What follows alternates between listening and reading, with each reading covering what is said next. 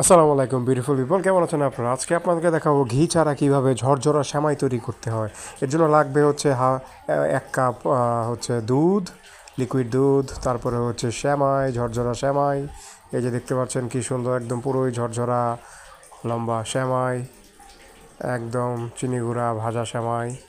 তারপরে লাগবে কিশমিশ, বাদাম, লং, এলাচ, দারচিনি, যে যেটা দিতে পছন্দ করেন, তেজপাতা আপনারা আপনাদের মতো দিয়ে নেবেন। এবং লাগবে চিনি, চিনি পরিমাণ মতো দিয়ে নেবেন, যে যেই পরিমাণ চিনি খান দিয়ে নেবেন। এই যে প্রথমে তেলের ভিতরে এভাবে সয়াবিন তেল ইউজ করেছি আমি এখানে এখানে তেলের ভিতরে ঝরঝরা সেমাইগুলো দিয়ে দিবেন। তারপরে এলাচে, দারচিনি, কিশমিশ যা আছে এগুলো সব দিয়ে দিবেন। তারপরে নাড়তে থাকবেন, এভাবে নাড়বেন নাড়বেন নাড়বেন, নাড়তে নাড়তে যখন একটু দেখবেন যে স্টিকি হয়ে আসছে, তখন চিনি দিয়ে দিবেন।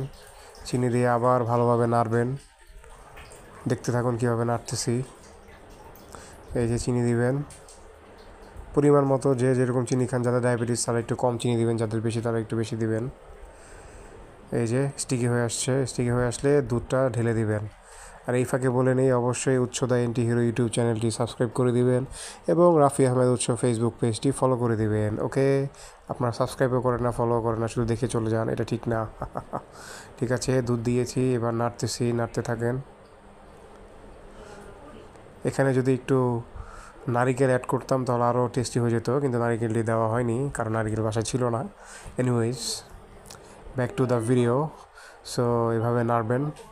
এই যে হয়ে গেছে, হয়ে যাওয়ার পর একটু সিজলিং দিয়ে দিলাম। বাস, কিশমিশ বাদামের ঝরঝরা সেমাই। Enjoy, thank you, please subscribe.